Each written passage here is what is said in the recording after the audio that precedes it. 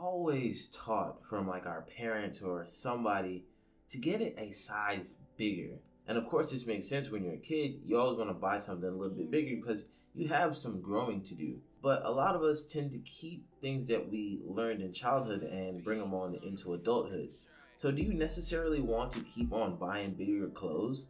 In my opinion, I don't think you should.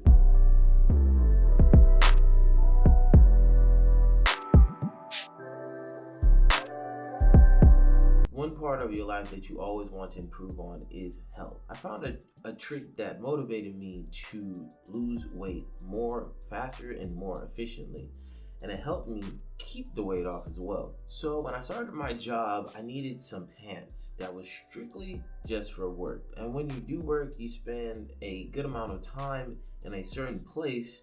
So I just knew that I wanted something just for that. That was the first limitation that I unknowingly put on myself. Something else that you have to know about these pair of pants is that I bought it because I loved the way it looked.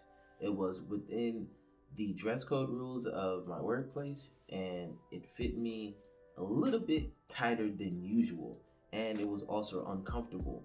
But I loved the way it looked, and it was at a price that I couldn't pass up. Just like a lot of people, I try it on before I buy it, so I knew that this pants was a little bit smaller than what I was used to. Now, I live in a culture where tight clothes are kind of frowned upon. Like, people will tell you things about it. They'll be like, man, dude, your pants are so tight. How can you breathe in them? And I'm like, first of all, my lungs are up here. Like, it has nothing to do with my legs.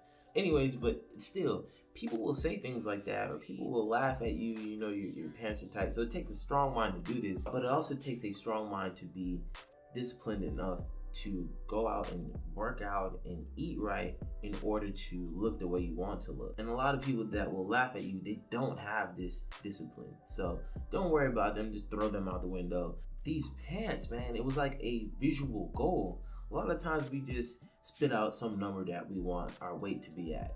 We want to be X amount of pounds. It makes it a tad bit easier to actually get to that goal. You don't just have to rely on vision or just knowing that it's there. You actually feel it and see it. And something that we don't really take consideration of is that as human beings, we hate being uncomfortable.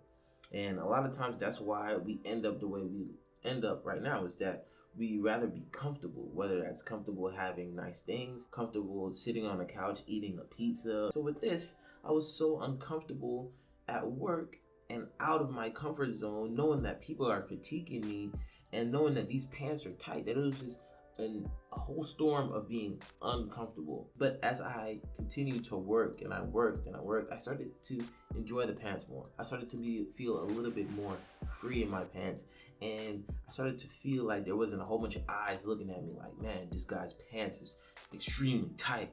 I can't stand it. So I felt a lot better about myself.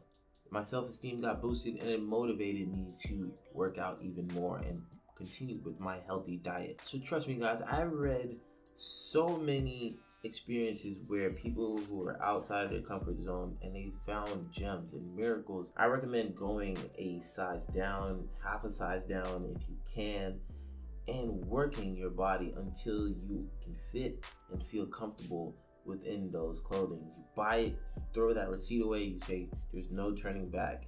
I have to change my life now, and I will start it by doing this. Anyways, thank you guys so much for watching this video. If you guys try this out, man, I hope and I pray that it works for you, and I hope to see any transformations that you guys go through it within your life. Thank you so much for watching. It's been your boy Fari, and I'm out.